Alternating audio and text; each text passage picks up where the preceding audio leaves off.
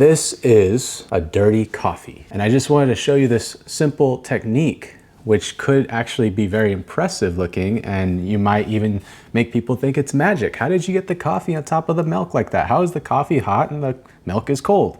It's a really cool experience when drinking it. I just wanted to run you through this really quick.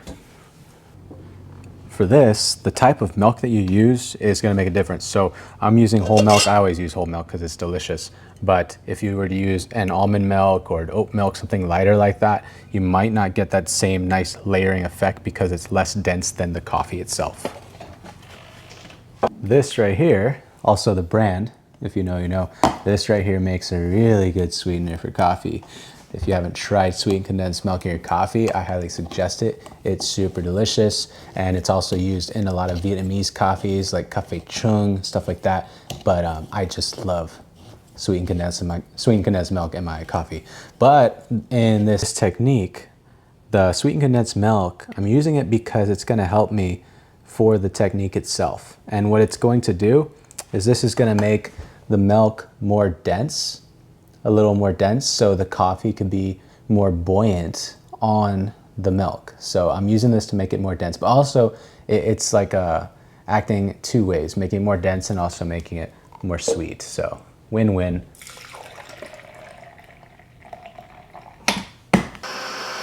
I remember when I worked at Starbucks, there was these people that were regulars, and oh man, some of these regulars, they would get sugar bombs. I don't understand how they would do it, but if you've ever had like a caramel macchiato or anything like that from Starbucks, it's already got like a good amount of caramel in the cup. But people would ask for like double, triple caramel, and it's like freaking this much of the cup caramel. So you're just drinking all that caramel. It was so bad.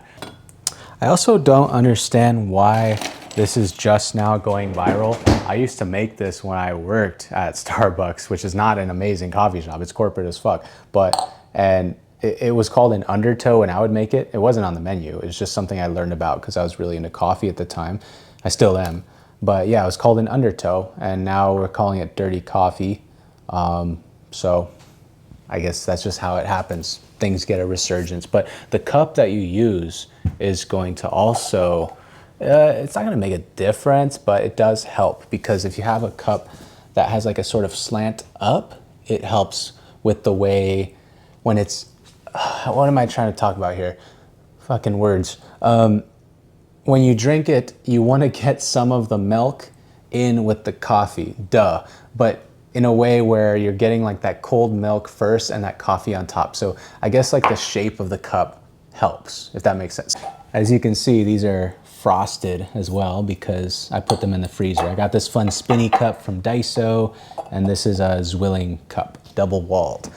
So I'm just filling it, I'd say that much. Okay, now spoons. We want to use the right spoon for this scenario. Let's see. Mario spoon might do the trick.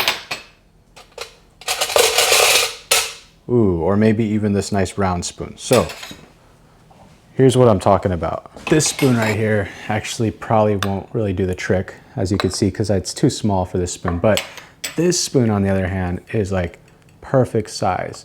I need it to just sort of like go against the edges because the coffee is going to drip onto the spoon, onto the milk.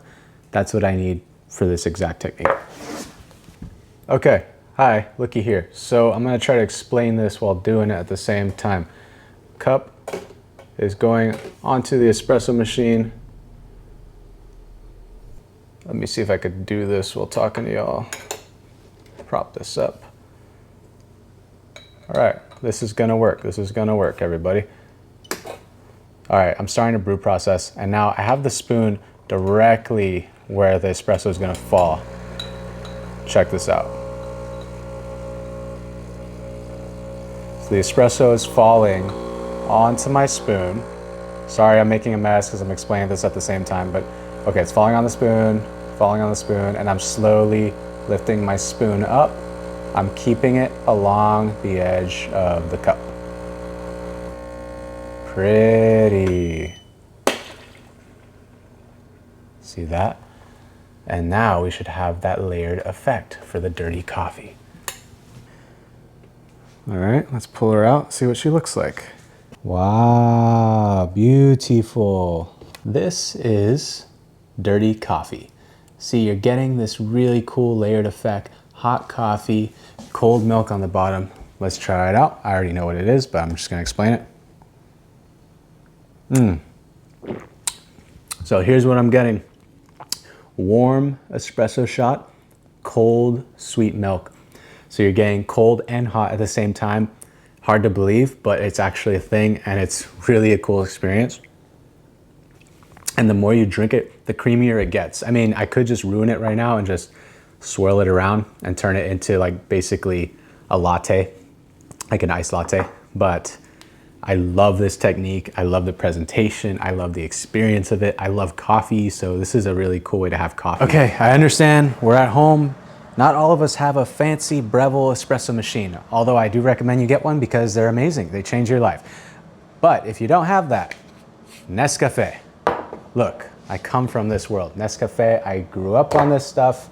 I lived on this stuff when I went to culinary school and all that stuff, and it's still really freaking good. I love Nescafe. Just load her up. You already know it's gonna be good when the instructions are only in Spanish.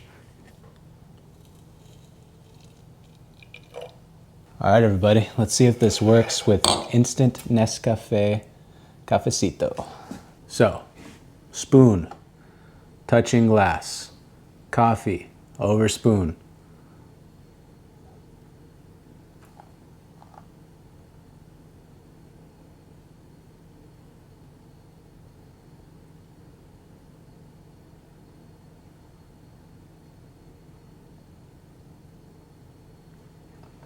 That is amazing. Look at the layering on that. If I made a flag for my own country, this is what it would be, the coffee flag. But look, that's all it takes. That's a simple technique. I just wanted to show you guys. Hope you enjoyed it. See you in the next one. Peace.